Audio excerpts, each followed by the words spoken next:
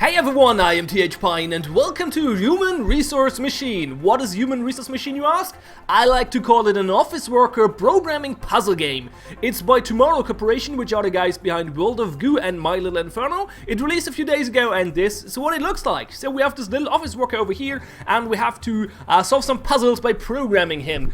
We have stuff in the inbox and we have to get stuff to the outbox following certain rules described on the right. In this level, which is one of the fourth level, so one of the earlier ones, we have to swap the inputs. Like we have to swap every two inputs basically. So we have to output 73KZ92. You see how this goes, right?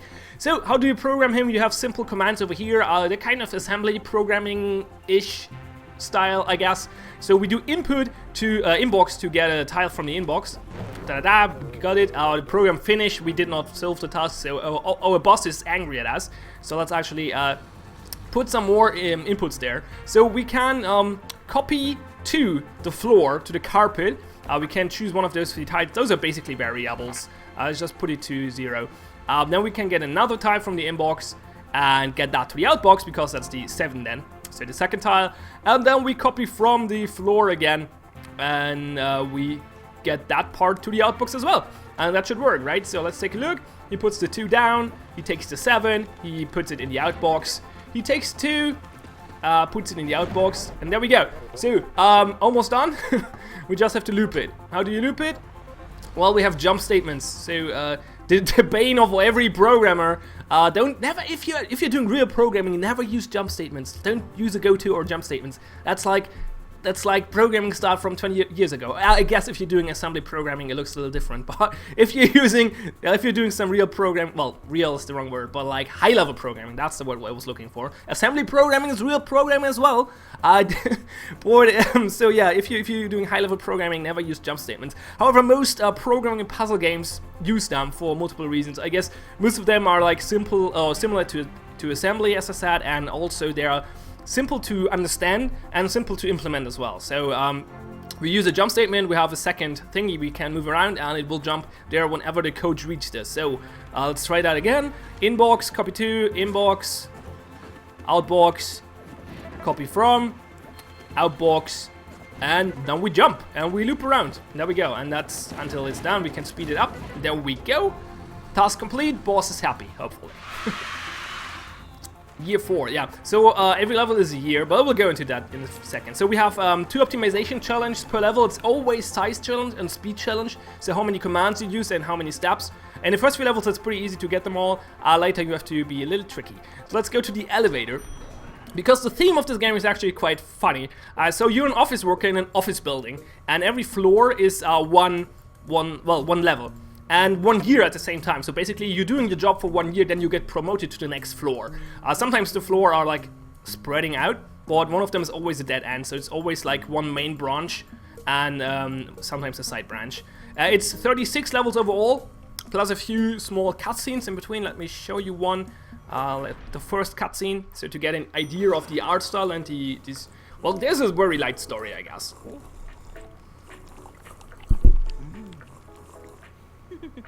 Back to work, everyone. As you can see, the art style is very, very similar to My Little Inferno and World of Goo. Regions of the city continue to experience power failure. Local authorities are investigating. And yeah, there's something weird going on, and later you're gonna find out more about it if you continue playing the game, obviously. So, that's the art style, and I think the art style is really cute. The theme is pretty amazing, actually. I kind of like it. There's a little bit more story elements, like for example, so when you start a level, your boss will talk to you. You have multiple different bosses, but for like one boss per level. No, not like one boss per multiple floors or so, I guess. If you can put it that way. And he will start to you and tell you about the level, what you should like, some story stuff. So in the last level, the conveyors were broken. Now they are fixed, and we have to get to work again. And then you can tell me more, and that's usually some funny statements by him. First things second, second things first. Things happening in and out of order is a constant source of anxiety in my life. Did we already talk about this? Maybe we already did, or maybe we will a long time from now. It's all the same to me. So there's some cute dialogue over there most of the time. You can get some examples, which is good. So if you did not quite understand the task, then you can check the examples, what you're supposed to do. And then you can take a look at the optimization challenges as well. So that's basically it. That's what the game is. Let me show you one more complex level later on. Let's take level 20, multiplication workshop. In this level we have to multiply two numbers and get the result to the output. It gets a little bit more complicated here.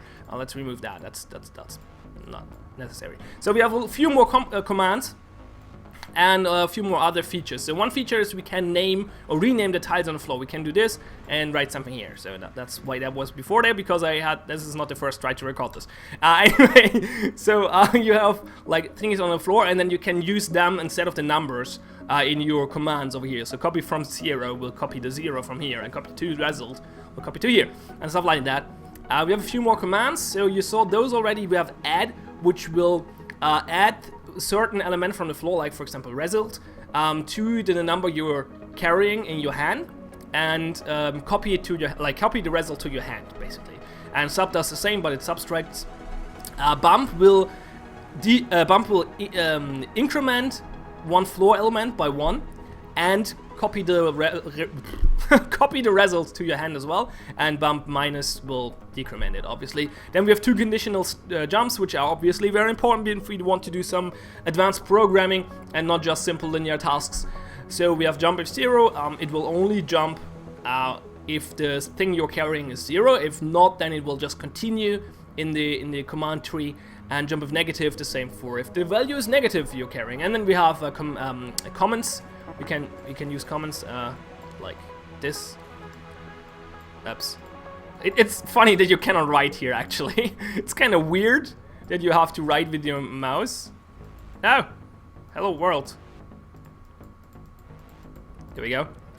Yeah, that's a mess. Let's delete that. So anyway. You can see the programs get a little bit more complex. This is fairly basic still though. It still fits on one side, but this is because this is not optimized for speed. Let's take a look at the solution optimized for speed. Here it's that one. It's a little longer. It's a little lengthy, and that comes actually a little chaotic with the arrows as well. And that comes to the biggest criticism I have with this game. The programming UI is actually not that great. Like, it looks cool, like with the colored boxes and stuff, like, it looks pretty neat, and the arrows are nice as well, but it's not very usable. Like, it's super long, which is annoying if you have long programs. It could be smaller, or maybe multiple columns next to each other or something like that. And the most annoying thing is that those arrows are just like, they're not like, they don't tell you where they go. You have to follow them, which is quite hard in an environment like this. You can click them, that helps, because I will highlight the certain arrow you click, but still, if I'm clicking this arrow, if I'm here to try to understand what my code is doing, and I'm clicking this arrow, I have no idea where this is going. We have to scroll up, all the way up, check, oh, okay, we're getting in here, and it's really annoying. And I think a good improvement would be to have jumps not just jump to an empty block, and instead jump to like a comment statement, and or name the empty blocks, one of the two things. Comment statement would be better. Might be a little harder to program though, like to how it controls. Like, you have to think about how to do that, because you will not have like one tile per arrow then, which means you have to think about how you design the controls for that. But it would help a lot if this jump statement says, oh, this will jump to the comment b greater a and, for example, because then I know when I'm reviewing the program where this is going, and I don't have to scroll all the way up, which is kind of annoying, obviously, especially when we're down here, here, and we have to jump up all the way. That's kind of annoying. But besides that, the UI works pretty well. The controls are pretty good. It's obviously all mouse driven. There's no keyboard command, which would be nice actually, maybe to have some keyboard commands, but I guess it's not really necessary. Like, it's not that complex of a code that you have actually to write it down with the keyboard. So it's clicky bunty programming basically.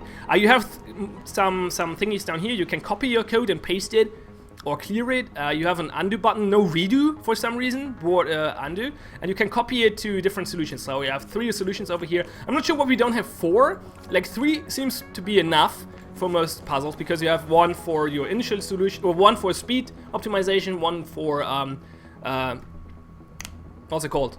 Size? Yeah, size optimization, and one for fiddling around with the new solution, for example. So 3 is usually enough, but having a 4th would be better. Like, it's not as bad as in TIOS 100 or Infinifactory, where you actually need more than 3 to have proper, like, different states, I guess, or different solutions. But because the game is not as open as those, it's not like a super open puzzle game. It's a very closed down puzzle game. Kind of linear approach. Like, you have multiple solutions, but there's a finite amount of solutions for every level. Kind of finite. Like, obviously you could change around stuff here minimalistic, but it doesn't really change your program much. So having 3 seems to be enough in most of the cases, but there's no reason to not have a 4th one over here. Like, there's even the space for it. I don't know why there's not a 4th one. Like, that would be no big deal at all. So I'm not sure why there's no 4th.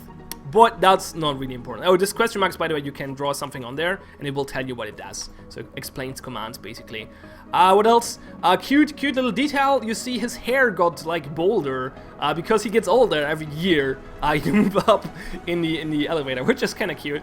As I said, the theme is actually quite cool. The dialogue is actually kind of funny sometimes. I hope you enjoy your new label, your new label marker. Oh yeah, it's for the ground labels. I remember that was the first label with those. I personally prefer to label just about everything. Copy to 4, what? What does that even mean? You just stick a label on it and you'll never need to use numbers again. I have also labeled my sandwich. Great! So now you can copy to your sandwich, I guess. So now you know which one not to eat. Oh, okay. Here we go. You're welcome. Yeah, you're welcome, dickhead.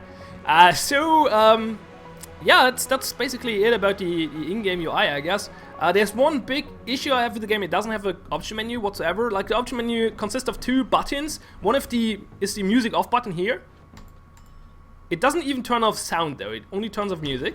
And it doesn't, like, this is not available from the elevator. It's not here. I cannot turn off the music. Yeah, I don't want to. The music is cool, especially in the starting screen. Let me get there. Wait, that's the wrong button.